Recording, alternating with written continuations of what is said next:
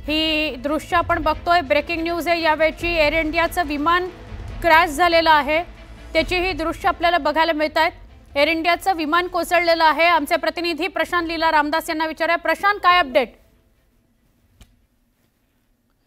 Prashant, air इंडियाचं अहमदाबादमध्ये विमान कोसळलंय, काय माहिती?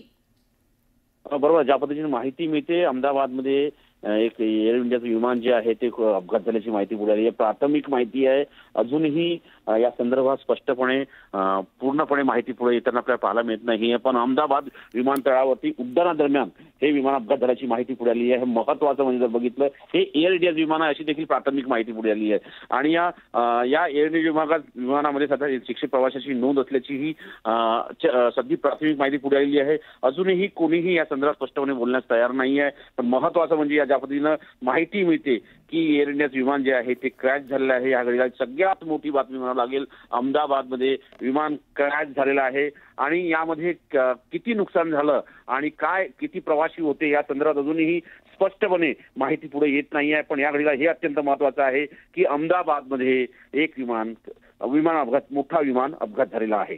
स्टुडिओ नक्की किती वाजताच्या दरम्यान झालाय, काय या संदर्भात काही प्राथमिक माहिती समजू शकली आहे? प्रवासी विमान होतं काय?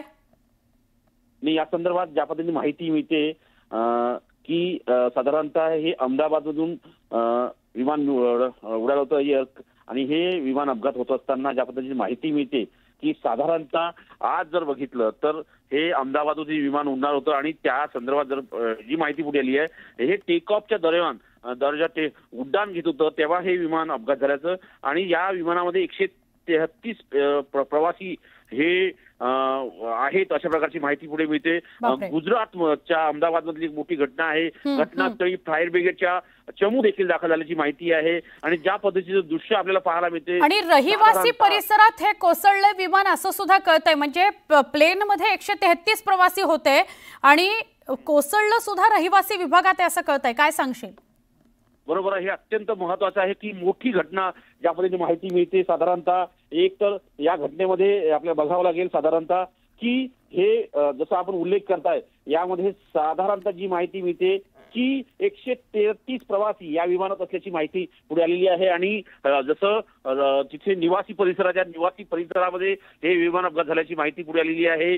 आणि घटनास्थळी फायर ब्रिगेडची टीम देखील दाखल झाली आहे। ही सर्व सध्या प्राथमिक माहिती आहे। प्राथमिक माहितीनुसार प्रशांत, तुला काही क्षणासाठी थांबवते, आपण ही दृश्य आपल्या प्रेक्षकांना दाखवतो। ही ताजी दृश्य आहेत। एअर इंडियाचं विमान अहमदाबादमध्ये कोसळलेलं आहे। हे प्रवासी विमान आहे, यांनी टेक ऑफ घेतलं, जसं आपल्याला प्रशांत सांगतायत, यांनी टेक ऑफ घेतलं आणि टेक ऑफ घेतल्यानंतर काही क्षणामध्ये मेघानी नगर या परिसरामध्ये ते कोसळलेलं आहे। रहिवासी विभाग होता, तिथे हे विमान कोसळलेलं आहे। या घडीची सगळ्यात मोठी बातमी बघा, रुग्णवाहिकांना पटापट पुढे सोडलं जात आहे, रस्ता दिला जातोय। मोठी घटना घडलेली आहे। 133 प्रवासी या विमानामधून प्रवास करत होते आणि मेघानी नगर या रहिवासी भागामध्ये ते विमान कोसळलेलं आहे। प्रशांत, बरोबर आहे, एअर इंडियाचं हे फ्लाईट जे विमान आहे हे मेघानी नगर परिसरात कोसळलेलं आहे। अहमदाबाद विमानतळाच्या जवळ हे मेघानी नगर परिसर आहे। आणि महत्वाचं म्हणजे बघितलं तर एअर इंडियाचं हे विमान होतं, जे विमान जेव्हा उड्डाण घेत होतं अहमदाबाद विमानतळावरून, त्या दरम्यान हा अपघात झाल्याची माहिती पुढे आली आहे।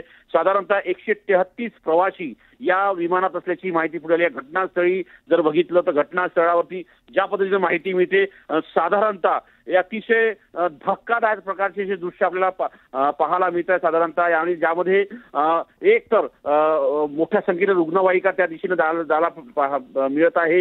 133 प्रवासी विमान होते, हे मेघानी नगर परिसरात कोसळलं आहे।